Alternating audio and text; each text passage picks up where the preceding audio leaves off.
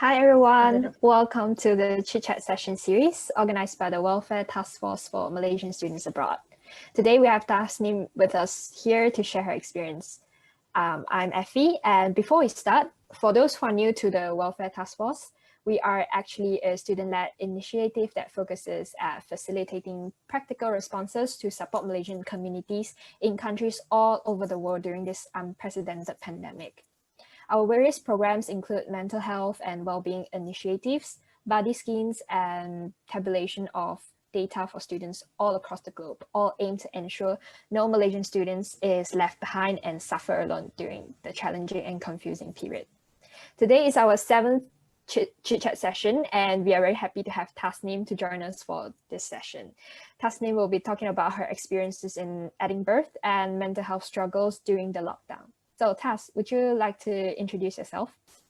Yes, hi, my name's Tasnim, and I am going into my second year of biological sciences in University of Edinburgh. Currently, I am in my, second flat that I moved into just 2 months ago in Edinburgh. Right, so can you tell us about your lockdown experience in general? Yes, sure. So I think lockdown started, well, we're already like 6 months since lockdown was enforced in the UK. It started around mid-March when campus buildings started closing and they told us to not go to class. And so before that, I was I was living with 4 other flatmates I was quite close to. And just like hearing about the inklings of a possible lockdown, I was quite excited because I thought, we would, be stuck together because I really liked them and we really enjoyed our each other's company. But then, reality hit and they had to buy their plane tickets to go back home. Because nobody knew when would be like when it would be okay to go home again if they didn't go now. So I was already set on not going home because I wasn't planning to until next year. And my family was meant to visit me during the summer, and that was still kind of up in the air, and there was still, it felt like there was still a possibility that it would die down in June because I think in the beginning that's what people were saying, that it'll die down by June, but obviously it didn't. But in any case, so I had, but back home it would lag all the time, and it was really frustrating. I had Ramadan, I did Ramadan and Eid by myself. That was a really interesting experience. But I guess we are quite, a bit fortunate to be living in this era because we have all these technologies available. We still can, do video calls with our friends and family. So there were lots of moments where I was like, okay, well, what do I do if for some reason, because at the time people were starting to not go to work, and so I was worried that maybe one day internet will be affected. I didn't mention this to you before, but I've stopped using a smartphone for about 8 months now. I'm using like a normal, like one of those flip phones. I'll show you. Anyways, so I stopped using it because it was something I wanted to try out, and coincidentally my smartphone also broke down on me. Like it heard what I said out loud about it. And so there was a lot of, like, even when that happened, there was a lot of readjustment that I had to go through already, and things that I kind of had to sacrifice. I didn't know that was something that I had to sacrifice before. So when the pandemic showed its full effects, when the death toll in the UK was starting to rise to like the 700s, the 900s, it was really scary. And I kept thinking, like, well, what do I do if there's no internet? And I was thinking, like, I mean, I have books and I have things I can write on, and I have, thankfully, I live in a place that has windows, you know, like not like Microsoft Windows, but like windows, like physical windows. Physical windows. Yeah, like where I could look out at the sky and think about things and reflect, and you know, and there are all these things that you can do with your body that I didn't realize that you could do before. You just become really conscious of your living self in a sense, and that's what kind of helped me through lockdown. Since you're already speaking of like how you were, you know, trying to tell yourself that you are going into, you know, the transition and trying to cope with it, can you tell us a bit about like how was your mental health state when you were going through that transition, you know, from the very start and then throughout the whole thing? Yeah, so before lockdown, like I mentioned, my mental health wasn't so good. I was, you know, it took a while for me to want to seek help, about 2 weeks until I felt like, okay, fine. I'll go to counseling. I'll, you know, talk to student support. I'll tell like one friend about it.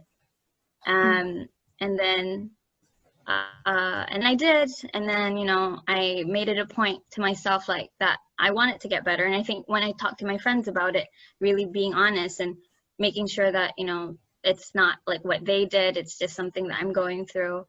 It really showed they really showed me how much they wanted me to get better. And in a sense that kind of validated my, like the little part of me that also wanted to get better.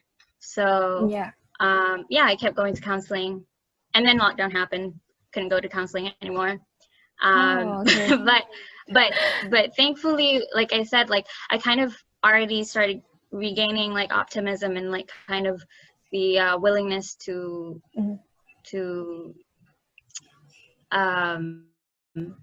you know, I regained my spirits, and it was because of a few things. Like I started reading again, because that really helped me develop my thoughts, instead of running away from them.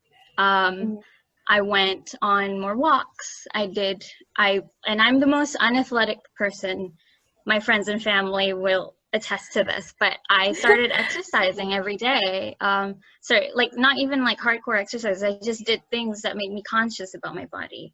Like breathing. Like breathing was an event for me. Like just listening to myself. But yeah, so during lockdown itself, I'm really fortunate and thankful that I didn't ever feel like I said, like I didn't feel like I was going through the motions. I didn't feel like I was bored. There were times that I would rest a long time because, you know, things are overwhelming. And but most of the time I felt like every day was kind of, you can make it exciting in a sense. But I'm lucky, so yeah. Good for you. That's good for you.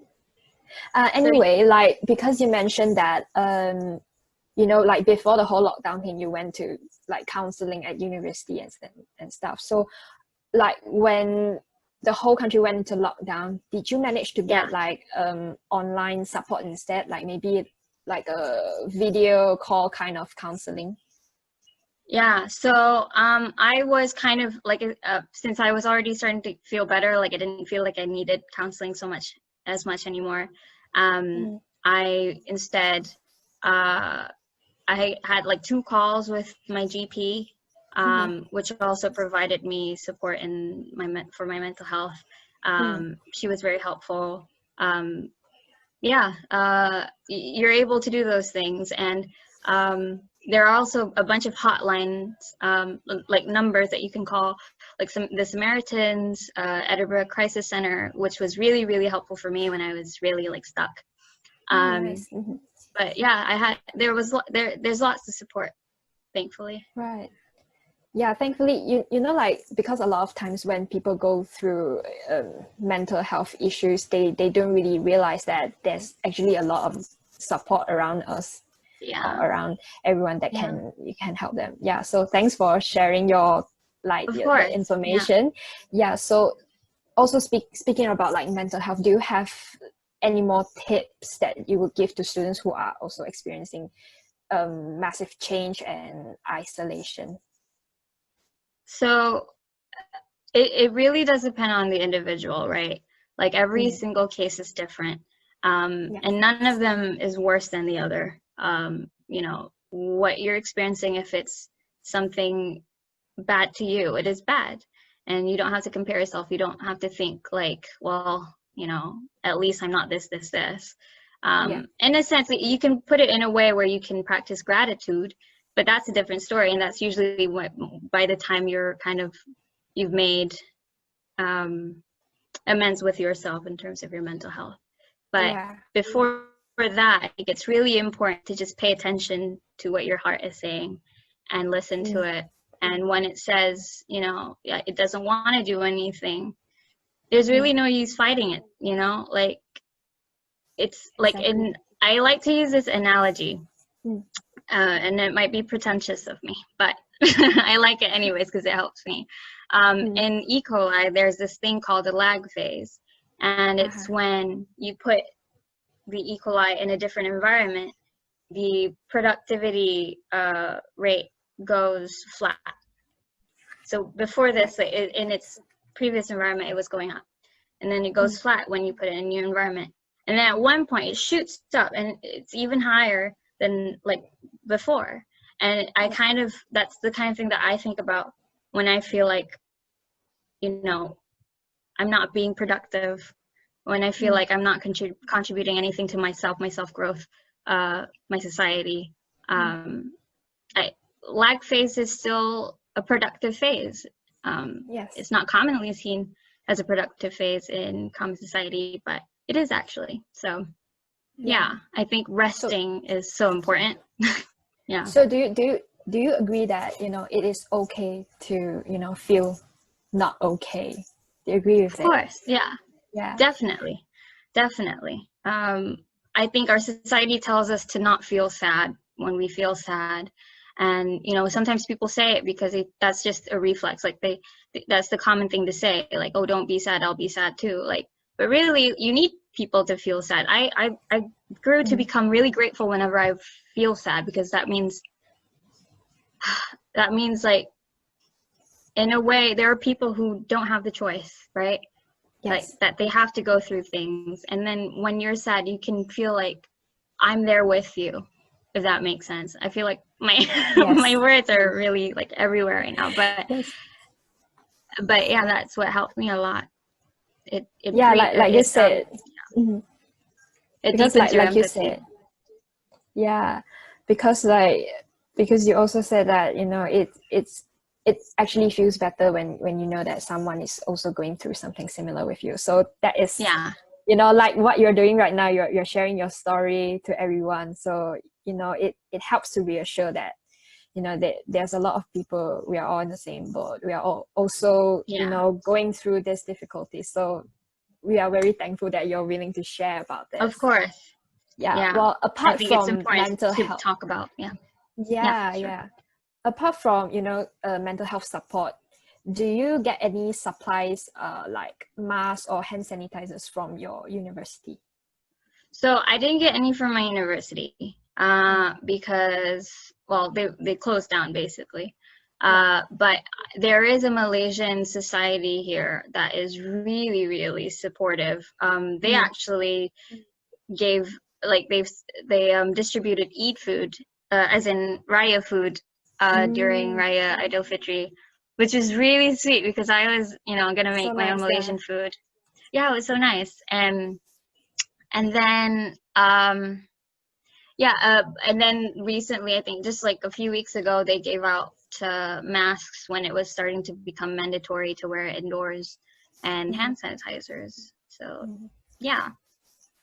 Apart from that, do you have any issues regarding like getting groceries? Are, you know, supplies enough for everyone? Yeah, there's definitely enough. I think in the beginning, like the whole issue with toilet paper, which was really weird. Don't know what that was about. But yeah, right now, I think, like, well, in the beginning, I really didn't do much shopping because my flatmates left all their food. So I got to finish all of it. Really thankful for that, actually. but otherwise, yeah, food has been actually really good and important for me, for my mental health as well. And yeah. That's good to hear about it. So, and also, did you like that? There's a question from our fellow student. So basically they asked about like, did you see any people get harassed or discriminated, by the locals, because like we all, sometimes we see the news like the local people were quite aggressive towards, Asians in general, because they think, we carry the virus, stuff like that. So did you actually encounter something like that? Fortunately, I've never seen this in real life, but I have heard from a friend of mine who is English, and she was working at Sainsbury's, and she saw, I think the security guard was Asian, and a guy that was coming out of the store muttered something, and then there was a little bit of a brawl. But honestly, brawls are so common in Scotland. And this was like right before, this was really at the start of lockdown. And then since I guess I don't go out that much, so and during the BLM protests that was happening worldwide, I actually participated, which was, a high risk situation, but I made sure to self-isolate for 2 weeks. And I think there was so much support in Edinburgh, at least, for people who are minorities. There are the occasional, racists and horrible people, but you have that everywhere. It happens. But that's true, I'm very that's lucky in a sense. And to add on the groceries thing, I completely forget to mention this because it's becoming normal now. You do the social distancing thing. You have to wear a mask. It's better to do self-checkout, but they also are very welcome if you had to pay with cash instead. And everything's really clean. But in that sense, it's a good thing, I think. It's not exactly the most normal thing, but I think in Malaysia it's also like that, right? So like shops and stores, they all have like hand sanitizer and stuff. They try to disinfect everything to make sure that it's safe for everyone to use. So that's quite reassuring. So we have last question for you, which is, do you have any general advice to give students who are currently planning to come back to Scotland or maybe travel to Edinburgh in recent months? Right. So I would say, I guess it's kind of common sense, but just to listen to government guidelines, both in Scotland and Malaysia. I think it's better to trust the Scottish guidelines than the rest of the UK. They're a bit more strict about it. And there are places, I think in Aberdeen in Scotland, they start lockdown again. So as in becoming stricter. So you do need to be aware, like day to day, what the updates are. Other than that, honestly, I think to prepare yourself mentally, just keep in contact with like your friends here. Like if you're coming back to Edinburgh, you need any help, like I'm very happy to thank you, give Tasnim, you my for that. my WhatsApp or whatever, and you can ask me any questions then. Thank you for offering your help. And also, like, if any of our fellow students, you all feel isolated and you all need help, the Welfare Task Force is also here for you. So feel free to reach out. We also have a buddy scheme if you like to join, to get to know a few friends, and we have online game events as well. So that's quite helpful for everyone, like in terms of student well-being. Like we all should, unite, stay together to support each other, because it's been quite a tough year for everyone. So thanks again, Tasnim. Of course. Thank you for your advice. And thank you for being very open about the mental health topic as well, because we all know, like, it's kind of private for many people. So really, really thankful that you're willing to share your own story. Of course, no problem. Thank you. So once again, we would like to thank everyone who has tuned into our chit chat session today, and also thank you for joining and participating and commenting your questions. So besides that, we do have our very first mental health webinar with Dr. Sean Tam from Malaysia Medics International this Saturday on the 15th of August. So if you're interested about that, feel free to join us. So stay tuned for more information on our social media. We hope to see you in our upcoming sessions. Take care, stay safe. Take care, Tasnim, and thank you, everyone. Thank See you soon. Stay safe, everyone.